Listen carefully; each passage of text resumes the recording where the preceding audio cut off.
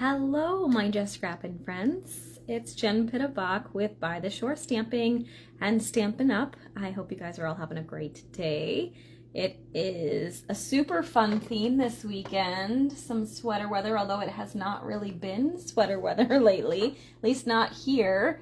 Even today is pretty nice right now. I think it was like 65 earlier. I'm just checking to make sure I'm good, which I am. And hopefully I can see your comments. So I'm super excited to spend some time with you guys and hang out and maybe show you a couple of things here, a couple of techniques you might be able to use for some of those fall activities. I know I was just looking at the post that Suling did to remind you guys that I'd be live at 4, and it was the which activity would you choose? The apple picking, the bonfires, the corn maze, and I forget what the other one was. What was it? I don't even remember. My brain is horrible. Anyway, I think the techniques that I'm sharing with you now would be all really good for documenting any of those activities. Obviously, I'm going to make a card because it's a little bit easier for me to do in a short time. But you could easily use this technique, or techniques really, because I'm going to do a couple of different things, to accent any sort of pages or projects that you're doing this fall. So I think that will be kind of fun, and I'm excited to stamp with you. So say hello if you're watching live, or if you're watching the replay, let me know that too. I usually check in on the comments throughout the weekend. I'm trying to think, I don't think I have anything going on tonight, so I should be around most of the time, but tomorrow we have family birthdays, so I'll be in and out most of the day, but I'm excited to be here now. So thanks so much for joining me. Hi, Melissa. All right, so I'm gonna start, hey, Jean. I'm gonna start to turn this around here as you guys find me. Hopefully my internet is working okay because it keeps telling me slow connection, so we love when that happens. All right, let me flip this. Don't mind my messy desk. So, hi, Jackie. All right, I'll move this over just a little bit. Hey, Anne, I'm getting ourselves set up while I see you guys. Pop it on. Hi, Nancy. Okay, so I forgot that I had my grid paper out and I started doing stuff and made a mess. One of the techniques we're going to learn though. So some of this might be new, some of it might be old news, but it's kind of a conglomeration of a variety of techniques. So I'm using the Autumn Leaves bundle, which I just checked before I went live. It is still available. It's in the online store, so it's not in any of our current catalogs, but it's a really nice fall set if you don't already have one. Fall sets can be tricky because you don't really need a ton of them, and I find that once you get a really good one, you're usually good, but they're all so pretty, so it's hard to make decisions, right? But this one's nice because it has the dies that will cut out the stamped images as well as some labels, and then some detail dies as well. So these are like extras. Like you'll see there's no stamp here that coordinates with these, and they actually die cut, emboss at the same time. So those are kind of nice, and we're going to actually use some of those. So that's what I'm using. I'm also pairing it with some of the what is it called? Gold Mercury Vellum, which this is just cut down from size. They're 12 by 12 sheets, and those are in the online store as well. And it's just kind of fun. I don't know why. I love fall colors and gold for some reason. And then I'm also using the gold ribbon from the gold and silver duo. I forget the name of it. So I'm kind of pairing those together to give us some metallic elements as well as the adhesive back metallic dots or gems too. So that's what we're going to play with. And I also used, this is my favorite embossing folder of all time. If you don't have it, you need it because it's super fun and I use it for everything. It's called Distressed Tile, ironically. So those of you that know me may know that I work in a tile store now. So it's funny that this is my favorite one, but it actually is a really cool look. So we're going to use that too. And let's see, we're going to, hey Paula, we're going to do some like watercolor look. We're going to do some sponge daubing. We're going to, oh my goodness, somebody sent me an Instagram reel and it keeps popping up over your messages. Stop it. Oh well, anyway, that's annoying. So we're gonna do a bunch of stuff. Let's get started. So I'm starting with some basic white cardstock. I already pre-cut my leaves. Aren't those pretty? Look at how pretty those are. So this is just that metallic vellum, and then I used those detailed dies, don't mind my inky hands, to cut those out. And I just think they're really fun to play with. So, all right. This is really bugging me, so I'm hoping that I can make it go away, but I can't. All right, well, hopefully I'll still be able to see comments because it's kind of right over that. I'm going to start with this piece here. It's 3 3/4 by 5 inches, and we're going to start by stamping it. And so first off, I'm going to show you a technique for kind of getting that fall leaf look if you want sort of the authentic multicolor look. We're going to do that first. So what I did is I'm going to take this one, and I'm using Daffodil Delight. Wasn't you? It was not you this time. It's one of my coworkers, and it just will not go away, and it's driving me crazy. I might refresh just so that it will stop doing that and stop annoying me. Let's see if that works. I'm easily distracted, my friends. Okay, there we go. All right, so I'm going to use Daffodil Delight. Hey, Lori. And Donna and Wendy. I'm going to use the yellow ink, and I'm going to ink this whole stamp up with the yellow, okay? So this is technique number 1. We're going to do multiples because I'm just crazy like that. So you can pick and choose whether you want to do one or all or any. And then I'm going to take a sponge dauber, and I'm going to use my Real Red ink. And I'm going to go ahead and daub some red on here. Now, I'm just going to do the one color. You could do like some red and orange in here too. But I'm going to just do red, so I'm going to just daub some of these red. I'm just kind of blotting off the yellow before I put it in my ink pad again. Not that it matters because the yellow is lighter than the red. So it's just kind of giving you an all-over pattern. And then I'm going to go ahead and, so technique number 2. So there's the number 1. Then I'm going to take my mister with my water. And I'm going to lightly spritz this. So I don't want to get this saturated because then it will look all blobby. So you're going to take it at a distance. So say my stamp is here. You're going to pull this pretty far away. Okay, I'm going to actually do it off camera because I don't want it that close. I just want like a light mist. I don't know if you guys can see that. So it's got just a little bit of water. And then I'm going to go ahead and stamp this. Just gives a watercolor look without having to actually watercolor. You could use watercolor paper too, which is nice, but there you go. So it kind of just gives you that watercolory look. Now I'm going to just go ahead and take my chamois and, oops, now I'm frozen here. There we go. Hopefully, oh, no, I'm good. I'm going to take my chamois and I'm going to clean this off just because I don't want to mix the colors and muddy them when I put it into my yellow ink pad, particularly because it's a yellow ink pad, so it's lighter color. So if I took all that red and put it in here, it's going to make blobby marks on your ink pad. So you just want to make sure you kind of clean that up a little bit. And then we're going to do the same thing. So I'm just going to kind of blot some red in here. Like I said, I could blot this off before I go right to the ink pad, but the yellow ink is lighter than my red, so I'm not really worried about it. All right, so we got that. I'm going to do a quick little mist from a distance. Oh gosh, that just reminded me of the Bette Midler song, From a Distance. I'm not going to sing for you because you really don't want that, but I'm sure some of you will know what I'm talking about. All right, so now I'm going to just go ahead and stamp that down. And this is a photopolymer stamp, so it's see-through, but it also means it doesn't have that cushioning underneath like the other Stampin' Up! Has. And the good thing about that cushioning is a lot of times because it has that, you don't need something underneath your stamp when you stamp. Sometimes with these it's actually nice because see, like I missed a spot, which because of the nature of this, let's see if I can line that back up just to add that color back in. Nope, but that's okay, it's fine. It's going to be all covered when we're done with all our techniques anyway. But what I was saying is it's often better to put something underneath when you're stamping because it just gives it that little cushioning and gives it a little bit better. All right, so now I'm going to actually add in some leaves first. So my trick for you when you're doing like an all over pattern like this and you're using multiple stamps is you're going to want to do the larger images first and then fill in with smaller images.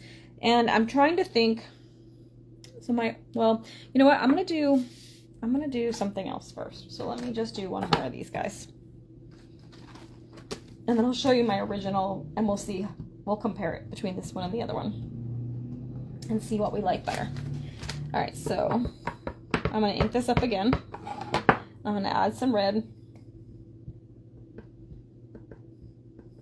And I'm just putting this anywhere. I'm not really paying any attention whatsoever to where I'm putting it. I'm gonna spritz it really quick. Now I have my little thing under here. I'm actually gonna flip it, because that's the other trick, is to making it look natural, is to not let all the images be in the same place. I might not have used enough water on this. The little round circles might be very round, but kinda, but it's okay. It's all good. I'm gonna do this one more time, and I'll show you why in a second. All right, so I cleaned it off. I'm re-inking with the yellow, adding some red. So it's good to kind of like blot that circle out of there so it's not a big blob of circle. All right, then we'll spritz one more time. And I'm gonna do like this. Okay. Now, oh, that one's really dark. Okay, so next up, I'm gonna actually take, I would normally do brown for the stems of this, but I'm actually gonna use the Cajun Craze, because we're gonna pull that color in a second too. So this image right here is just the stem for the leaf. So, will it fit on here? It will. All right, I'm gonna use the Cajun Craze.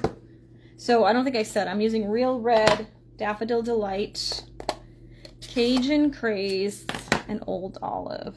A lot of the Regals, which are great fall colors. And now I'm gonna line this up, hopefully. It's hard to do on TV, on YouTube, on Facebook, whatever I'm doing right now, it's hard to do this. All right, it's hard to talk also. Words are hard. I probably should have stamped that off, I think. Oh, that's kind of cool though. So we got that, and then I'm just gonna do one here as well. Okay, there we go. All right, so we have, oh, but actually, no, I'm lying. We're gonna do it for all of them. We're just not gonna have the stem in all of them, because it will look weird if we don't do it for all. So there's that one, and then that one. Okay, so that's cool, right? I like it. Now, we can go back to the green. And I'm going to use the leaves. I'm going to fill in those holes. So remember I said you want to start with your larger image first, and then we're going to fill that empty space with the other color. And this is a little tricky because I don't want them too close together. So I'm just going to do a little bit here. It would be good to have it like in here, but because there's a lot of white space and I don't think I can make it fit in there. It can overlap, but I was trying not to. Let's just do, you know what, a lot of that's going to be covered anyway because of where I'm going to do the sentiment and stuff, so I'm just going to skip it. I'm going to do that, and then we'll add a little bit more up there. It's a little close, but you get the idea. All right, so that should be good. Now I feel like I need to fit some here. Okay, so that's that.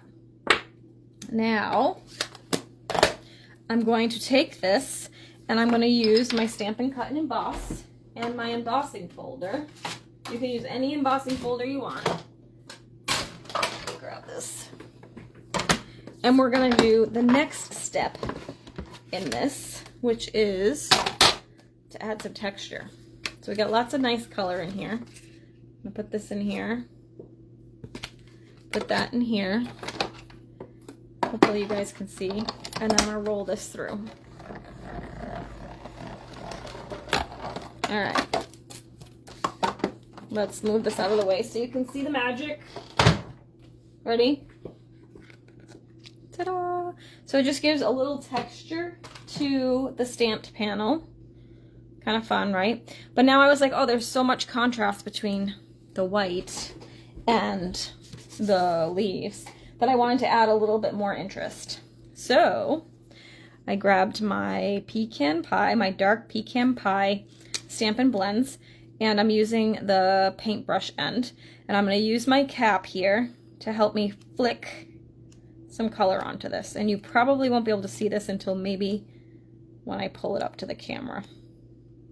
This, you have like no control over where the little flicks go, so you just kind of need to move about. And I try to flip my pen back and forth so I'm not using the same side because it will start to bend your tip. So I kind of flip back and forth from side to side. You can also do this with Wink of Stella too. Wink of Stella, you just kind of do this. This sometimes works, but not always. You kind of need to flick the, it works a lot with the same way with the regular markers too. But now you can see I've got some cool little texture to that too.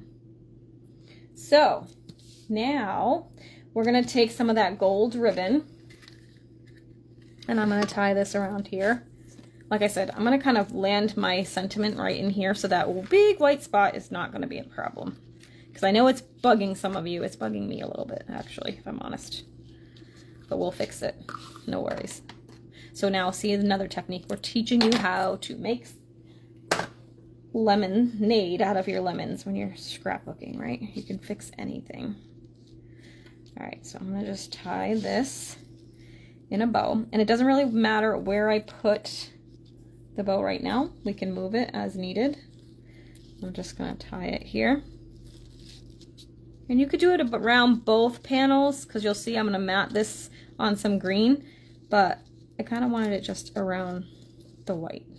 All right, I wanted a nice big floofy bow. That might be a little big, but we'll see once we get to that point. So now I'm just going to set this aside, okay? And we're going to assemble and stamp our little embellishment here.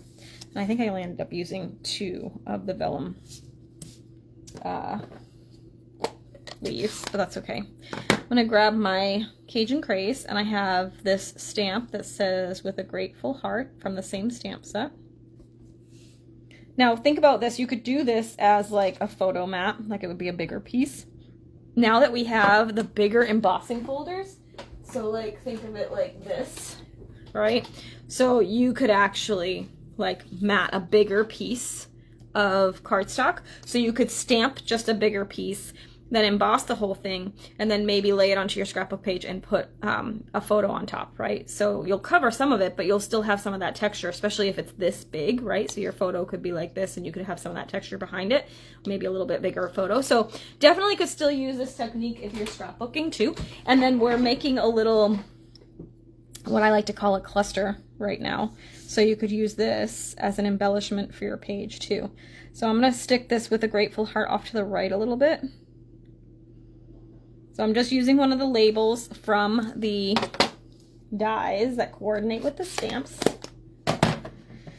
And then I'm going to just attach this to that. If I can find my adhesive. Here it is. I'm just going to use a little bit of adhesive on the side here. And I'm just going to attach it to this circle. I'm going to use my grid paper to help make sure I get it kind of straight. Okay. And then I used mini glue dots here.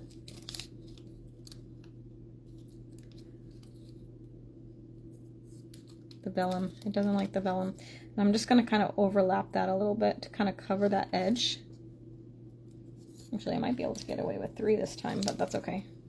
I'm going to go ahead, grab the other one. Whoops, oh no, good thing I have 2 because I just ripped that one. Well, try that again.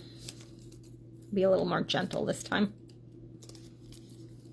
There we go. Bull in a china shop. That's what my mother used to tell me. We used to go what my mom would call junking. We'd go to antique stores. She loved to go to antique stores and find all sorts of treasures. And she'd always tell me to keep my hands in my pocket because I couldn't touch anything because I was a bull in a china shop and I would most likely break something, which was pretty accurate most of the time. All right, so we don't have to talk about how much tile I've broken since I've been there. Actually, it's not been that bad, but I have broken several. All right, so I'm gonna go ahead and get this so that I can pop it up here. This bow is a little crazy. I'm gonna make it a little less crazy.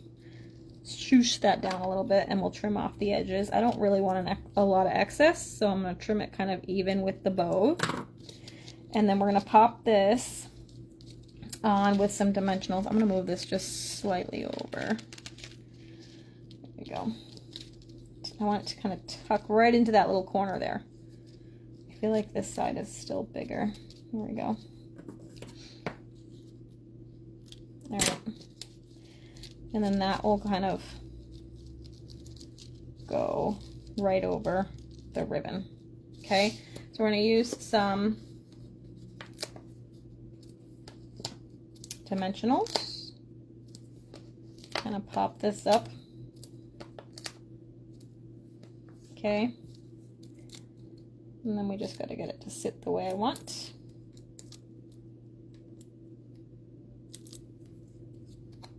Okay. So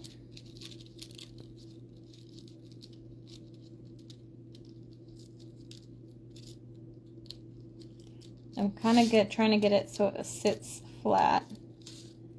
There we go. And it's straight, but the ribbon kind of tucks underneath here. Here we go. Like that. Oh, just cooperate with me, will ya? Maybe have to glue dot it where I want it. The other one sat so nicely, and this one just doesn't want to behave. So I'm going to use my Take Your Pick tool, best tool ever. And I'm going to grab one of these little mini glue dots. And I'm going to stick it right under here so that bow will sit where I want. There we go. Okay.